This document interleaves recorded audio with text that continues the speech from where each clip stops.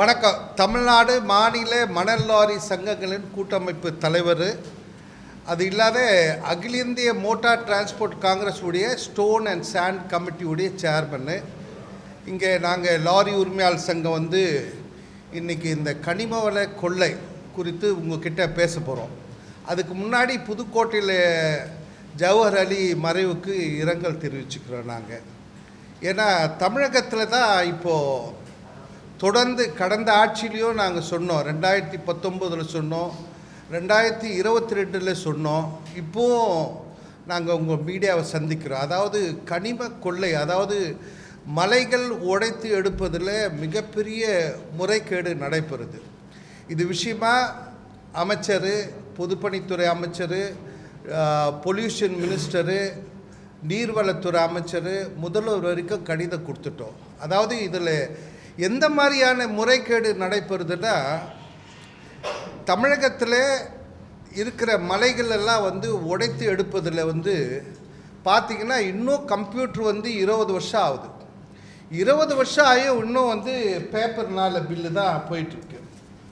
இது மாதிரி கையில் எழுதுகிற பில்லு இன்னும் இப்போ கூட இந்த பில்லை குவாரி உரிமையாளரே பிரிண்ட் பண்ணிட்டு வரார், அவரே எழுதிக்கிறார், இந்த அதிகாரி சீலே அவரே போட்டுக்கிறார். அப்போ எப்படி கனிம வளத்துறையில் எப்படி முறைகேடு, ஊழல், லஞ்சம்லாம் நடக்காத இருக்கும்? இதுதான் முக்கிய. இது மலைகள் உடைத்து எடுப்பதில் முறைகேடு. இந்த மாதிரி பில்லு இன்னும் கம்ப்யூட்டர் 20 வருஷம் ஆகியும் இது நடைபெறுது. டிசம்பர் மாதம் 10ஆம் தேதி கனிம வள டைரக்டருக்கு கடிதம் கொடுத்தேன். என்னான்னு, கணினி 20 வருஷம் ஆகுது, இன்னும் கையிலே எழுதுறீங்களே, ஏன் e way bill, e way pass, computer bill கொடுக்க மாட்டீங்கன்னு. நீங்கள் 23ஆம் தேதி, டிசம்பர் 23ஆம் தேதிக்குள்ளே நீங்கள் ஈவே பில்லு முறையை நடைமுறைப்படுத்தலைன்னா தமிழகத்தில் இருக்கிற அனைத்து கனிம வளத்துறையில் இருக்கிற கணினி உடைக்கப்படும் சொன்னேன். அவர் சொன்னார், இல்லை உடனே நாங்கள் நடவடிக்கை எடுத்துருவோம். இது தொடர்ந்து நடக்குது. இந்த முறைகேடு எப்படி நடைபெறுதுன்னா, முதல்ல இந்த பில்லுனால் உடைக்கிறத கணக்கு காட்டுறதில்ல. இந்த பில்லை 10 முறை 100 முறை கூட ஆல்ட்ரு பண்ணிக்கலாம். மேஜிக் பென் இருக்குது. இது ஏற்கனவே இதே ப்ரெஸ் கிளப்பில் நான் உங்களுக்கு மேஜிக் பெனில் ஊதுவத்தி காமிச்சு அழிக்கிறது நடந்தது சொன்னேன். தொடர்ந்து இது கம்ப்ளைண்ட் கொடுத்துட்டே இருக்கு ஒரு மாவட்ட ஆட்சியருக்கும். இதன் மூலியம் கணினி எடுக்கிறதுல முறைகேடு. இதை அங்கே மலையை உடைச்சி தயாரிக்கிறாங்கல்ல, தயாரிக்கிறதுக்கு 4000லேருந்து 5000 க்ரஷ் யூனிட் இருக்குது தமிழகத்தில். 5000.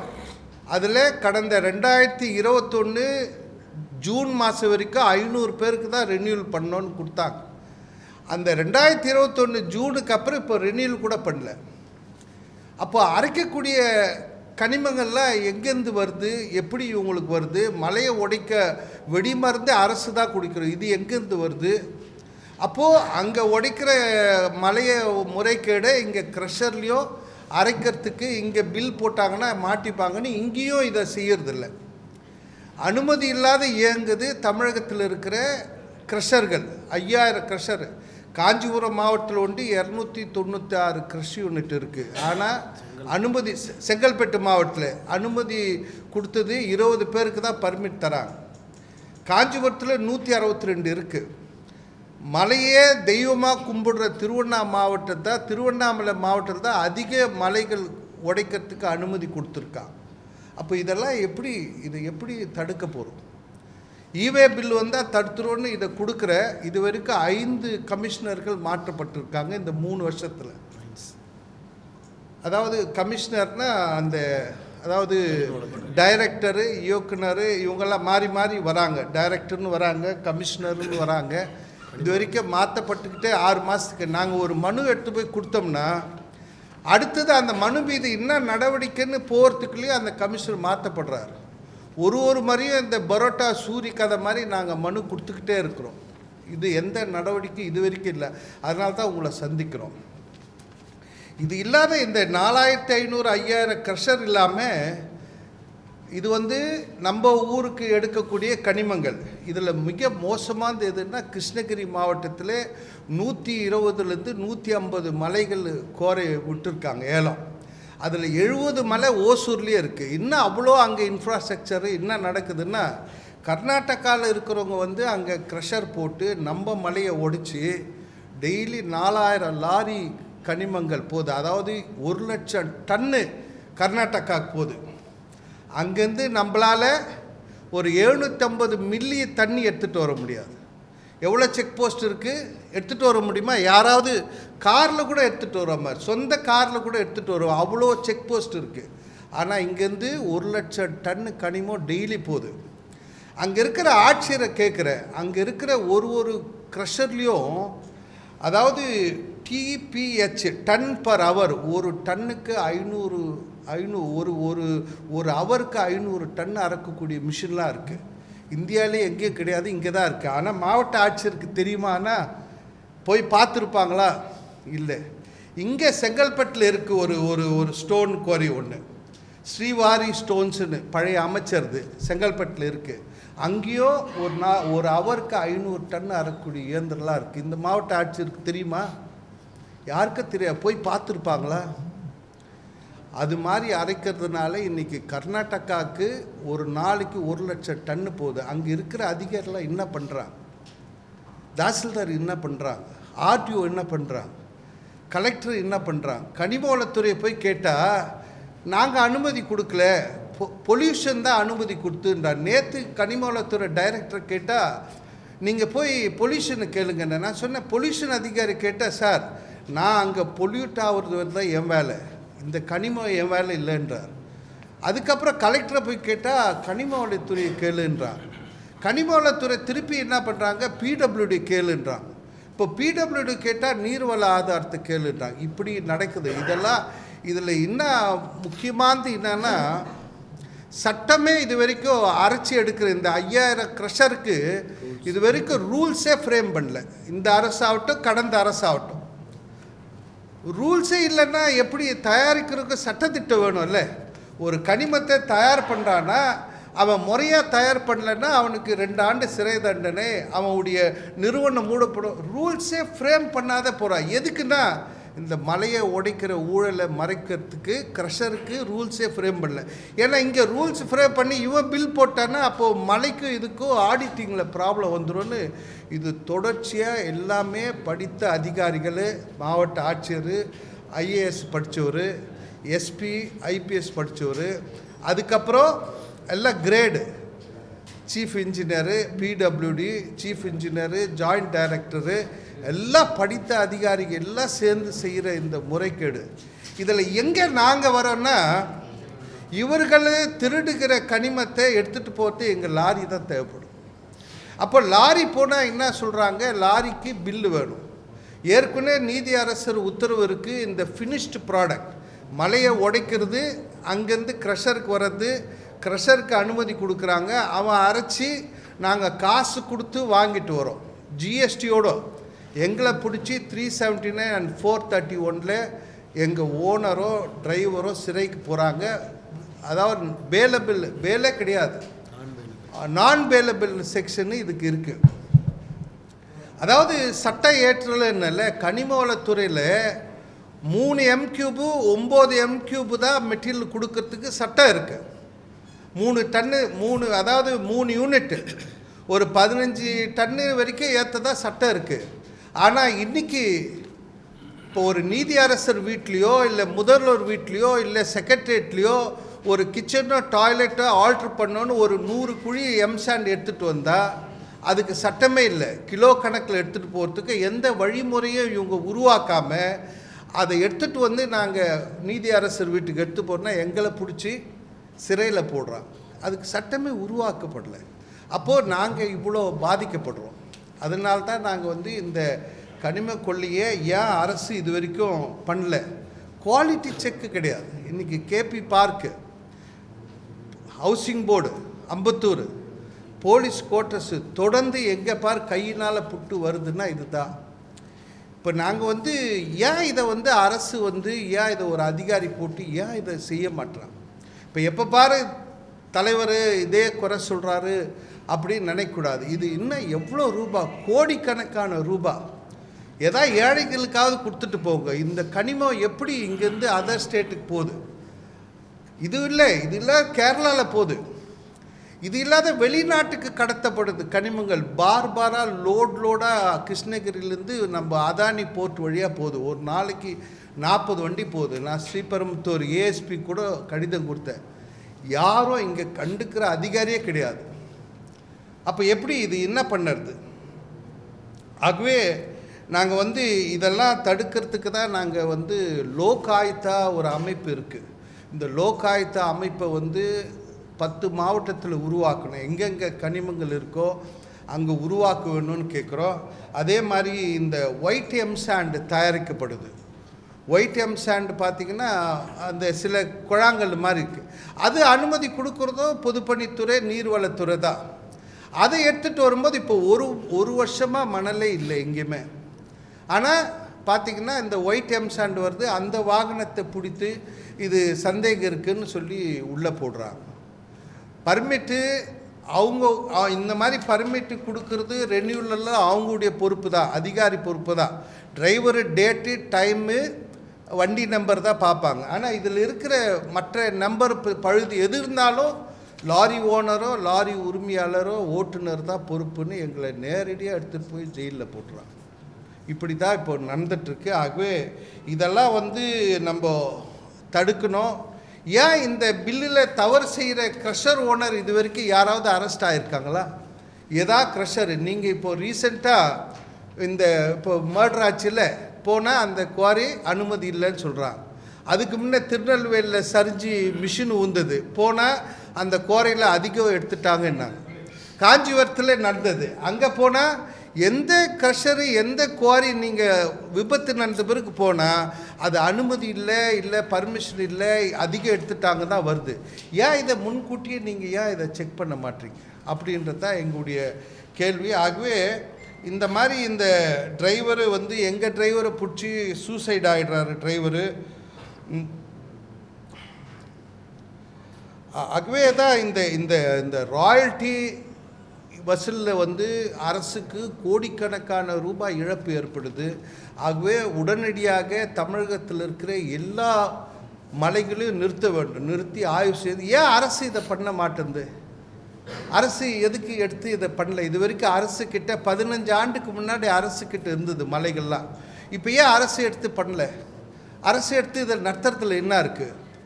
ஒன்றுமே இல்லை. 40,000 கோடி டிரான்சாக்ஷன் ஆகுது மெட்டீரியல் தமிழகத்தில், அதாவது இந்தியா முழுக்க. ஆனால் அதை ஒரே நாளில் மோடி என்ன பண்ணார்? எல்லா செக் போஸ்ட்டும் எடுத்துகிட்டு 1,70,000 கோடி இன்றைக்கி ஜிஎஸ்டி வருவாய் வருது. எப்படி அவர் ஒரே நாளில் எல்லா செக் போஸ்ட்டும் எடுத்துகிட்டு பண்ண முடியும்? இன்றைக்கி ஒருத்தராவது ஜிஎஸ்டி பில் இல்லாத எடுத்துகிட்டு போக முடியுமா? இப்படி இருக்கிற இடத்துல ஏதோ ஒரு மூலையில் நடக்கிற, ஒரு மாவட்டத்தில் நடக்கிற கனிம கொள்ளையை தடுக்க முடியலன்னா எப்படி? எப்போ பாரு நாங்கள் இதே சொல்கிறோம், ஊழல் குற்றச்சாட்டு சொல்கிறோன்னு முதல்வர் நினைக்கக்கூடாது. இதை எடுத்துக்கிட்டு இது ஒரு வருவாய் வரக்கூடிய ஒரு துறை. இதனால் கட்டிடங்கள் சரியாக வரும். எவ்வளோ ஊரில் இது மாதிரி மலையை உடச்சி எடுக்கிறாங்க சொல்லுங்கள். எல்லாம் சாண்டே தரம் பார்த்து பிரித்து வாஷ் பண்ணி தான் கொடுக்குறாங்க. மலேசியாவட்டும் வெளிநாட்டில் எல்லாம். இன்னும் 30 ஆண்டு ஆச்சுன்னா நம்மளுக்கு 30 ஆண்டுக்கு அப்புறம் மலைகளே இருக்காது.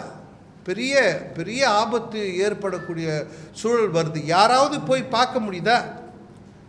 ஆகவே இந்த மாவட்டத்தில் இப்போ ஒரு மாவட்டமாக கடிதம் கொடுக்குற, ஒரு மாவட்டத்தில் 162 க்ரஷர் இருக்குது. ஆனால் 20-25 பேருக்கு தான் நீங்கள் பில்லு கொடுக்குறீங்க. மீதியெல்லாம் காஞ்சிபுரம் மாவட்டத்தில் நடக்குது, செங்கல்பட்டு நடக்குது. ஆகவே மீண்டும் மணலில் எப்படி இடி மூலிமா 4 மாவட்ட ஆட்சியர் இடி டெல்லிக்கு போனாங்கல்ல, அது மாதிரி இந்த கனிமவளத்துறையில் இருக்கிற அனைத்து மாவட்டம், இது மணலாவது 4 மாவட்டம் தான்.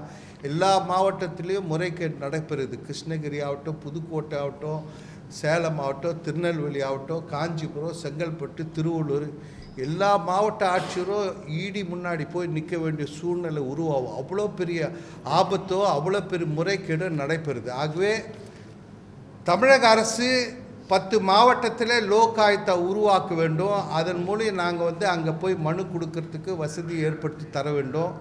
இல்லைன்னா நாங்கள் வந்து எங்கேயுமே போக முடியல, முதல்வரை சந்திக்க முடியல, எங்கே மனு கொடுத்தோம் எந்த நடவடிக்கை இல்லை, அதிகாரிகள் மீது நடவடிக்கை எடுக்குன்னா எங்களுக்கு லோகாயுக்தா முறையாக செயல்படணும்னு கேட்டுக்கிறோம்.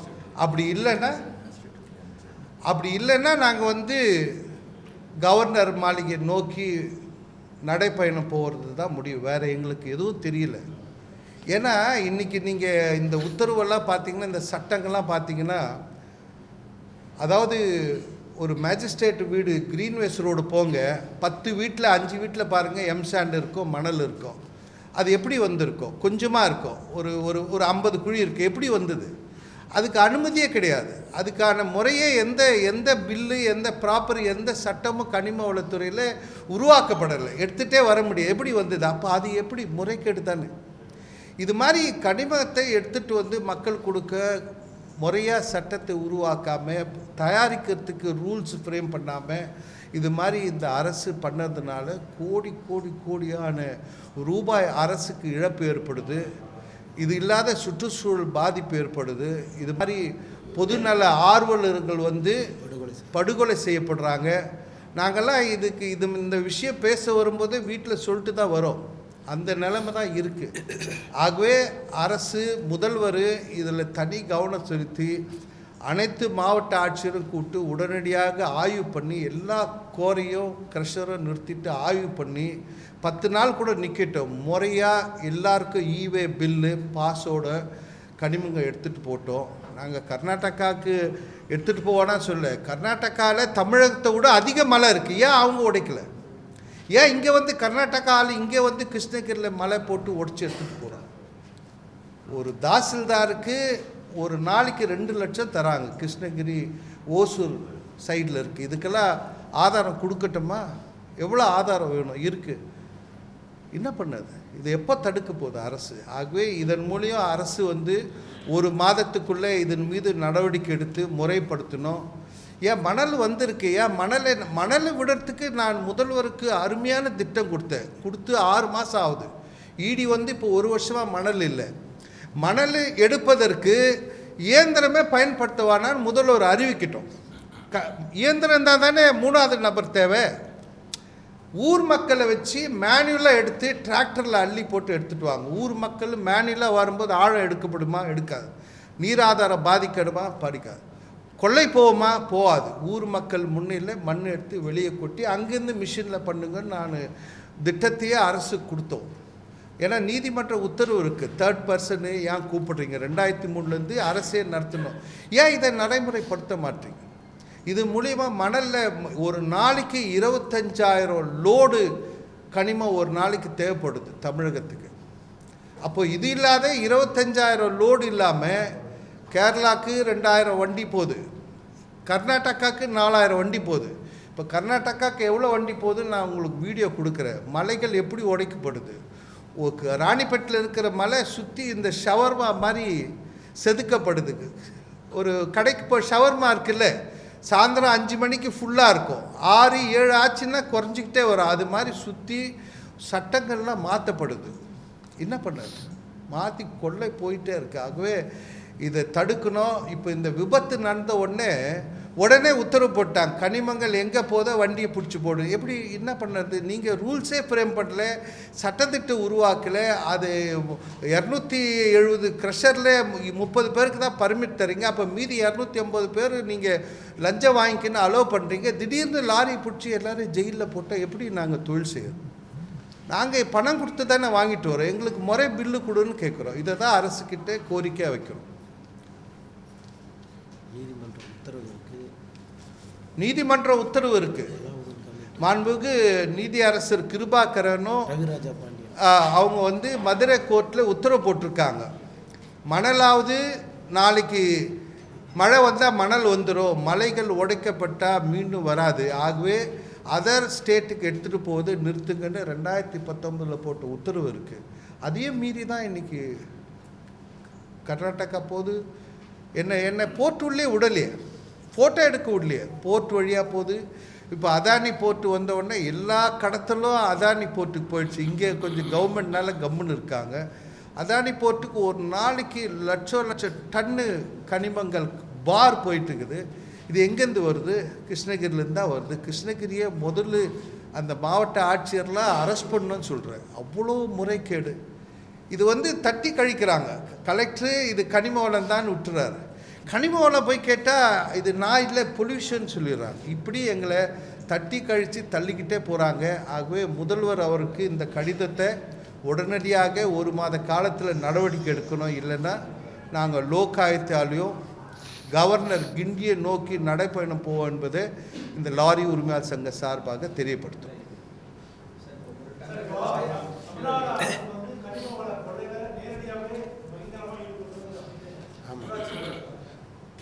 ஆமாம், அதாவது இது எல்லாமே தனியார்கிட்ட இருக்குது. தனியாருக்கு ஆதரவாக அதிகாரிகள் செயல்படுறாங்க.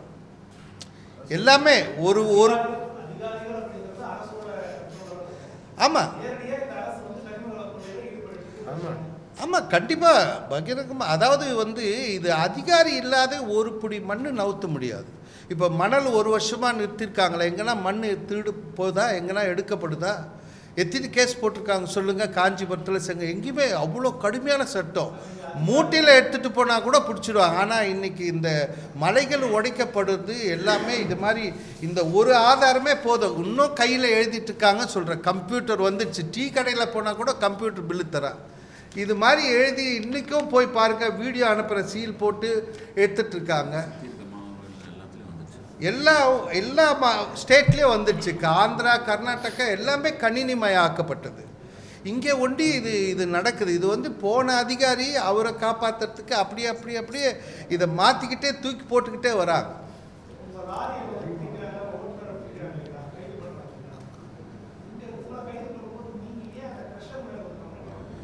கம்ப்ளைண்ட் கொடுத்துருக்குறோம். இப்போது காஞ்சிபுரத்தில் கம்ப்ளைண்ட்டு கொடுத்தா எஸ்பி சொல்கிறாரு நீங்கள் போய் அங்கே கொடுங்க.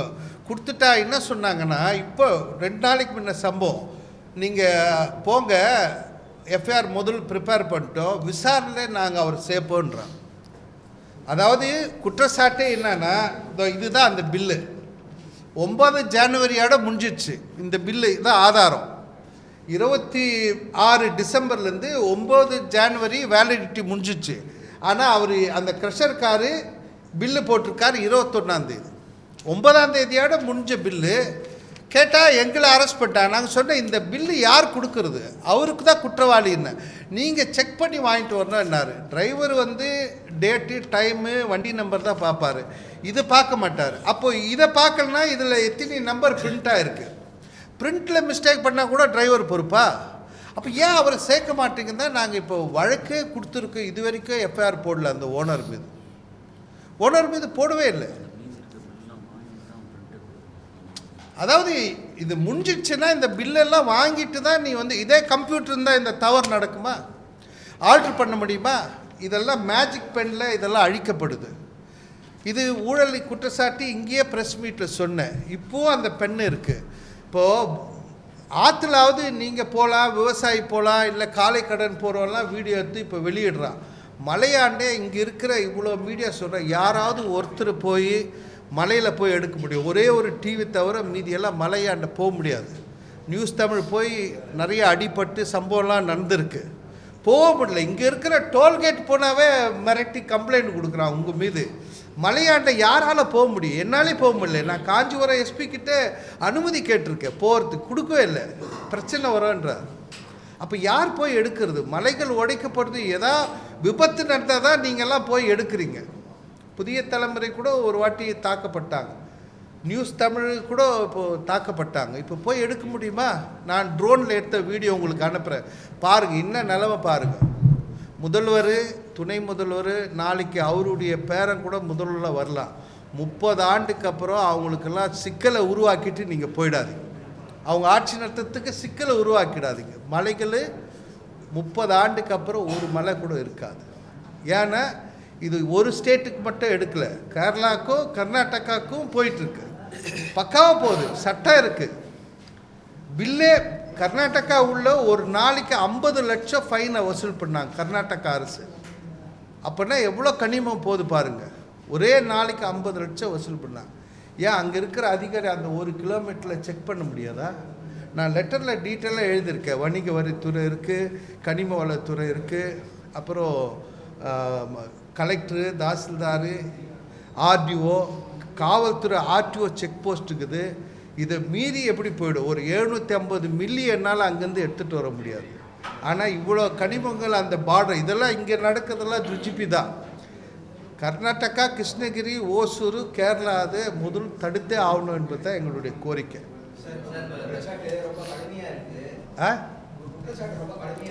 எஸ், ஒரு டன்னு 1000 கிலோ. ஆமாம்.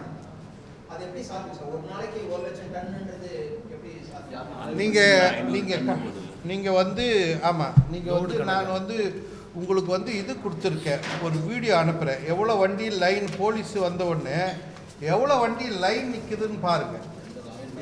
இதான் அந்த பார்டர், அத்திப்பள்ளி வழியாக வண்டி போகுது இல்லை. இந்த மாதிரி ஃபோட்டோ எங்கிட்ட 100 ஃபோட்டோ இருக்குது. ஏற்கனவே இதே குற்றச்சாட்டு வந்து 2000 டைம்ஸ் ஆஃப் இந்தியாவில் செய்தி போட்டாங்க. இதெல்லாம் அப்போ வந்த செய்தி. மலைகள் காணாமல் போகுது. எப்படி 4000 லோடுன்னா ஒரு வாகனத்திற்கு 25 டன் ஏற்றப்படுது. இல்லை சார், ஒரு கோரை 1 மணி நேரத்துக்கு 500 டன் அரைக்குது ஒரே ஒரு கோரை. ஆமாம். அப்போ எவ்வளோ போகுதுங்க? டோல்கேட்டில் எவ்வளோ வண்டி பாஸ் ஆகுதுன்னு பாருங்கள், டிப்பர். நீங்கள் அதுவே உங்களுக்கு ஆதாரம் தானே. இப்போது ஒரு வீடியோ உங்களுக்கு கொடுக்குறேன். எவ்வளோ வண்டி போலீஸ் செக்கு வந்தவொடனே எத்தனை நூற்றுக்கணக்கான வண்டி நிற்கிற வீடியோ அனுப்புகிறேன் பாருங்கள். நீங்கள் அங்கே பார்டரு உங்கள் ரிப்போர்ட்டர் ஓசூரில் வச்சு பாருங்களேன். உங்கள் ரிப்போர்ட்டரை கிருஷ்ணகிரி ரிப்போர்ட்டர் கேளுங்க, எல்லார்கிட்டே தகவல் இருக்குது. என்னால் அங்கே போய் அங்கே போய் 2022 கலெக்டருக்கு மனு கொடுத்தேன். கண்டிப்பாக வாய்ப்பு இருக்குது. நீங்கள் ஒரு ரிப்போர்ட்டர்ஸ் அங்கே இருக்க ரிப்போர்ட்டர்ஸை கேளுங்க, கொடுப்பாங்க. நான் ஒன்றா நாளைக்கோ நாளன்னைக்கோ அங்கேருந்து கொடுக்குறேன். இப்போ நீங்கள் இப்போ இதை பண்ணாவே நிறுத்திடுவாங்க. ஒரு 10 நாள் சைலண்ட்டாக நிறுத்திடுவாங்க. ஃபுல்லாக போகுது அந்த ரோடே பாருங்கள். நீங்கள் ஓசூர்லேருந்து கர்நாடகா போகிற இந்த பக்கம் ரோடே இப்படி இருக்கும். டோல்கேட்டுக்காரே கம்ப்ளைண்ட் கொடுத்துருக்காங்க. இந்த மாதிரி ஓவர்லோடு, அதுவும் அதிக ஓவர்லோடு, இவ்வளோ வண்டி வெறும் நீங்கள் அந்த ரோடு போனாவே ரைட் சைடில் ஃபுல்லாக ப்ளூ கலர் மண் இருக்கும். இப்போ மணல் கோரை இருக்க இடத்துல போட்டால் ரோட்டில் அந்த மண் இறஞ்சிருக்கும். ஒரு 5 கிலோமீட்டருக்கு பார்த்தீங்கன்னா அப்படியே அந்த ப்ளூ கலரு எம்சாண்ட் இறஞ்சிருக்கும். இது இந்த ரோடு. நீங்கள் டெய்லி ஒரு ரிப்போர்ட் இப்போ ஃபோன் பண்ணிவிட்டு எவ்வளோ வண்டி இன்றைக்கி நைட் பாஸ் ஆகுதுன்னு பாருங்கள்.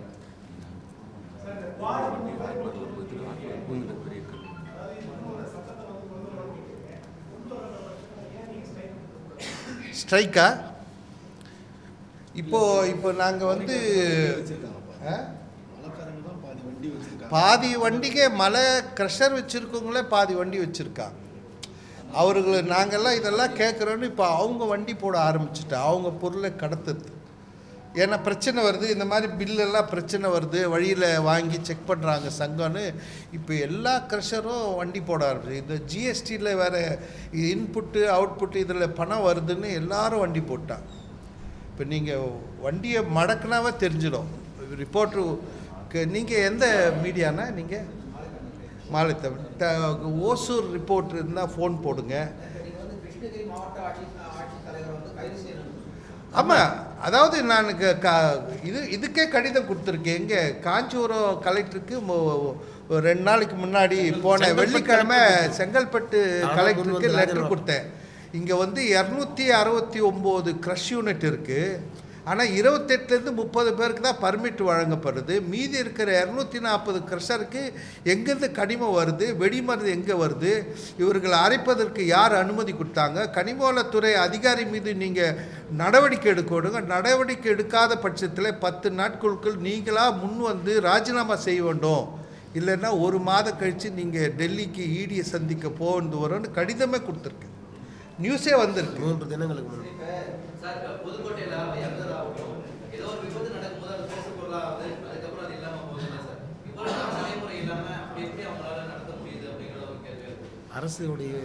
அரசு தான், அரசு அதிகாரி எல்லாரும் இதில் உடந்த அது இது அப்படியே வழிமுறையாக வந்துட்டு இருக்குது. நான் வந்து இது வந்து 2019 கொடுத்தேன், இங்கே தான் கொடுத்தேன், இதே இடத்துல கொடுத்தேன். இவ்வளோ பெரிய செய்தி வந்திருக்கு பாருங்க. இது வந்து கொடுத்துக்கிட்டே இருக்கிறோம். கொஞ்ச நாள் கேப் வச்சு திருப்பி அப்படியே அவங்கெல்லாம் அது ஒரு பெரிய மாஃபியா கர்நாடகாலேருந்து வந்து. ஆமாம், நான் இந்த பேட்டி கொடுத்த பிறகு எனக்கு எத்தனை மிரட்டல் வந்து. நான் சொன்னேன், மிரட்டல் உங்களுக்கு நான் எப்படி சொல்கிறேன்னா, நீங்கள் கொஞ்சம் ஜோராக பேசுங்க, என் கால் ரெக்கார்ட் ஆகிட்டு இருக்குது, கமிஷனரும் கேட்டுனுக்கிறாரு, நீங்கள் நல்லா பேசுங்கன்னு கட் பண்ணிட்டு வீடியோ காலில் வரான், வாட்ஸ்அப் காலில் வரான்.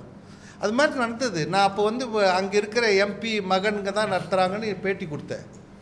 இப்போ சொல்கிறேன், இந்த விஜயபாஸ்கர் க்ரஷரில் அவ்வளோ பெரிய இயந்திரம் இருக்குது. செங்கல்பட்டு கலெக்டருக்கு தெரியுமா? முன்னாள் அமைச்சர், அந்த க்ரஷர் பேரை சொல்கிறேன், ஸ்ரீவாரி, முன்னாள் சுகாதாரத்துறை அமைச்சர், மக்கள் நல்வாழ்வு, ஸ்ரீவாரி ஸ்டோன்ஸ் செங்கல்பட்டில் இருக்குது. ஒரு அவருக்கு 500 டன் அரைக்குது. இவ்வளோ கனிமம் எங்கேருந்து வருது? அப்போனா ஒரு டே நைட்டு அரைச்சானா ஒரு நாளைக்கு 6000 டன் அரைக்கிறோம் ஒரு க்ரஷர் ஒண்டி. அப்போது 4000 க்ரஷர் இருக்குது தமிழகம் முழுவதும். ஓசூர் அதெல்லாம் அரசு கண்டுபிடிக்கிட்டோன்ற இல்லை, இங்கே நாங்கள் பக்கத்தில் நாங்கள் மெட்டீரியல் எடுக்கிறோம்ல, அதனால் தெரியுது எங்களுக்கு. நம்ம மாவட்டத்தில் அதிகப்படியாக அரைக்கக்கூடிய க்ரஷ் யூனிட் அவர் தான். இப்போது கிருஷ்ணகிரி சைடில் பார்த்தீங்கன்னா அங்கே இருக்கிற எம்எல்ஏ அவங்களெல்லாம் வாட்ச் பண்ணி நீங்கள் உங்கள் ரிப்போர்ட்டரை வச்சு ஒரு இது எடுங்க. எனக்கு சில தகவலே அங்கேருந்து பேசினா கூட யாராவது தகவல் கேட்டால் கூட கொடுத்தோம். நாங்கள் போய் இந்த ஃபோட்டோலாம் செக் போஸ்ட்டில் உட்காந்து தான் எடுக்க வேண்டாம். வந்து பார்டர் செக் போஸ்ட் முன்னாடி இது மாதிரி 100 ஃபோட்டோ இருக்குது எங்கிட்ட வண்டிங்க போனது.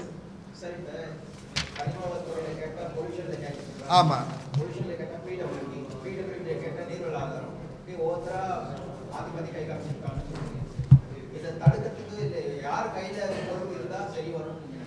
முதல்வர் இந்த துறையை ஏற்க வேண்டும். கனிமவளத்துறையை துரைமுருகன்கிட்ட இருந்து முதல்வர் இதை ஏற்க வேண்டும். ஏன் எடுக்கணும்னு சொல்கிறேன்னா, அரசுக்கு இப்போ நிதி வேணும், நிறைய ஏழைகளுக்கு நிறைய செய்யணும்னு முதல்வர் நினைக்கிறார்.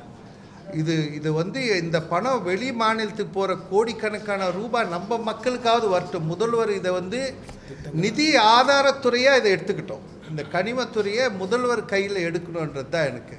ஏன்னா துரைமுருகன் கிட்டே நாங்கள் மனு கொடுத்துக்கிட்டே இருக்கிறோம், அது தொடர்ந்துக்கிட்டே இருக்குது. கடந்த அரசை விட இப்போ அதிக குவாரிகள் திறக்கப்பட்டிருக்கு, அதிக மலைகள். ஏற்கனவே சிக்கல் இருந்த மலையெல்லாம் இப்போது இவர் வந்த பிறகு நிறைய அனுமதி கொடுத்தார். வெளிநாட்டுக்கு கடத்தக்கூடிய அந்த பெரிய பெரிய பிளாக்குங்க இப்போ நிறைய போகுது. முன்ன 1-2 வண்டி தான் வரும், எடுத்து போய் ஸ்டாக் வச்சு இப்போ கப்பலை வர வச்சுட்டு 20 லோடு 30 லோடு எடுத்து போகிறேன். நான் மாவட்ட ஆட்சியருக்கு சொன்னேன், ஸ்ரீபெரும்புத்தூர் ஏஎஸ்பிக்கு சொன்னேன், வீடியோ எடுத்து அமிச்சேன். எந்த நடவடிக்கையும் இல்லை, இதே பர்மிட்டோடு தான் போகுது.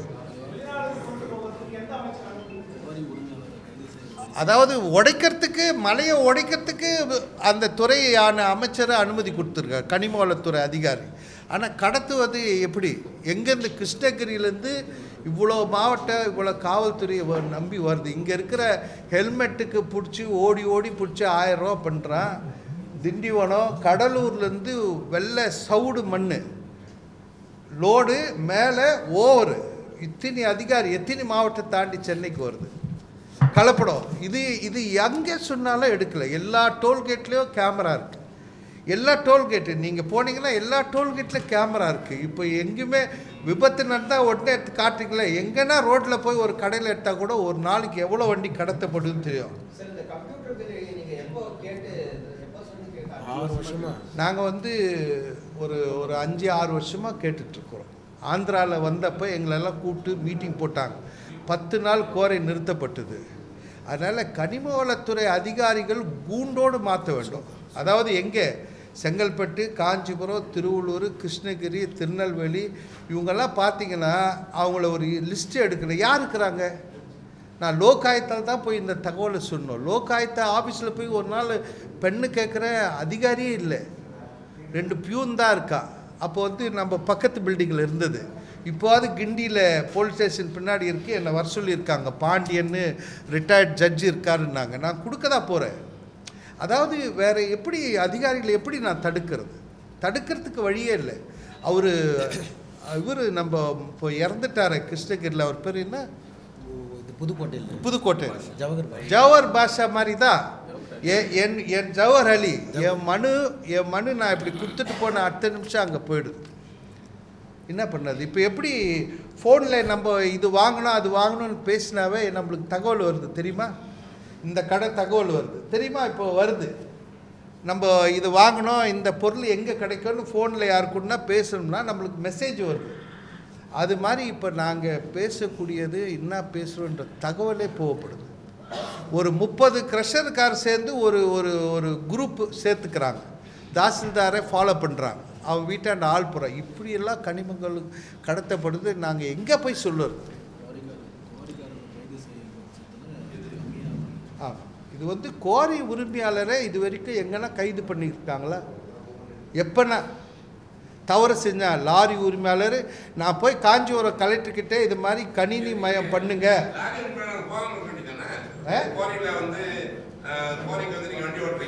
ஆமாம், அவளே வண்டி போட்டா, எங்கள் வண்டியெல்லாம் இப்போ இல்லை. அவங்க கோரிக்கையாளங்க வந்து முதல்ல யாருமே ஓனர் லாரி கம்மியாக தான் வாங்கினாங்க. முதல்ல நீங்கள் விட்டுருக்க வண்டி தான் வாங்க. அப்போ வந்து நீங்கள் உங்கள் மக்கள்லாம் சேர்ந்து அதை ஃபைட் பண்ணிருக்கலாம்ல. ஆமாம், 10 பேர் சாராய காசு இப்போ இருக்காங்கல்ல, இல்லை கஞ்சா விற்கிறோம் இப்போ கூட 10 பேர் இருக்கிறான்ல, அது மாதிரி 10 பேர் இருக்கிறான். அவனுக்கு திருடு போறன்னு துணை போவோம், அது நடக்குது.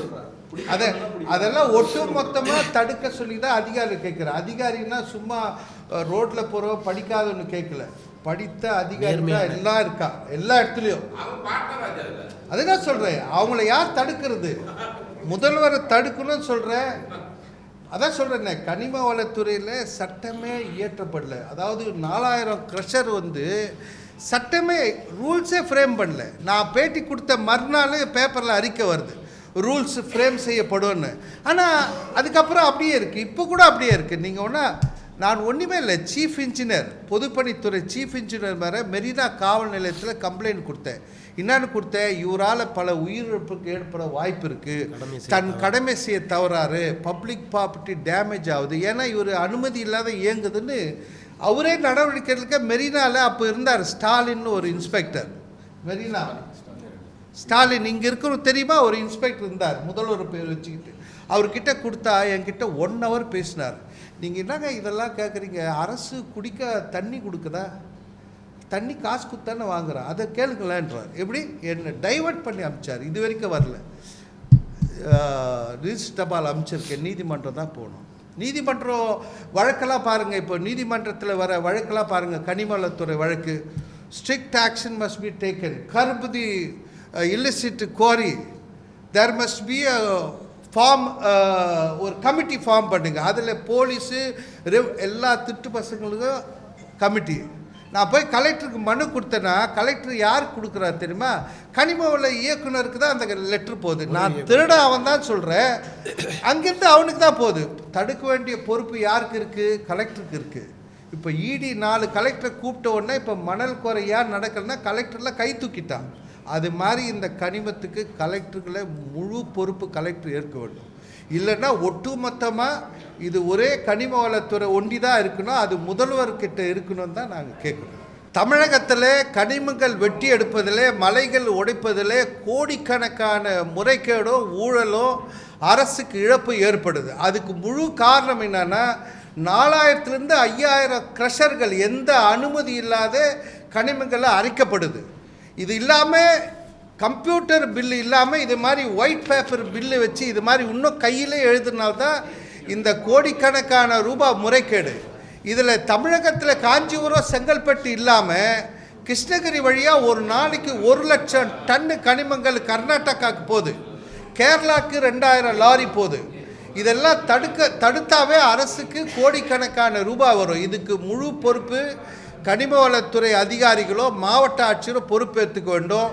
இந்த கனிம கொள்ளையை தடுக்க வேண்டி நாங்கள் மாண்புமிகு துரைமுருகன் கனிம வள அமைச்சர்கிட்டேருந்து மாண்புமிகு முதல்வர் இந்த பொறுப்பை ஏற்று கனிம கொள்ளையை தடுத்து இதை வந்து அதாவது நிதி ஆதாரத்துறையாக இதை மாற்றி இதில் நடவடிக்கை எடுக்கணும். ஏன்னா எந்த அனுமதி இல்லாமல் எந்த ரூல்ஸ் ஃப்ரேம் பண்ணாதே இவ்வளோ எம்சாண்ட் தயாரிக்கப்படுது. இதனால் முறைகேடான எம்சாண்ட், தரமற்ற எம்சாண்டு வீடு கட்டுபவர்களுக்கு தரமாக இல்லை, அரசுக்கு இழப்பு, கனிம கொள்ளை, உயிரிழப்பு, மர்டர் நடக்குது.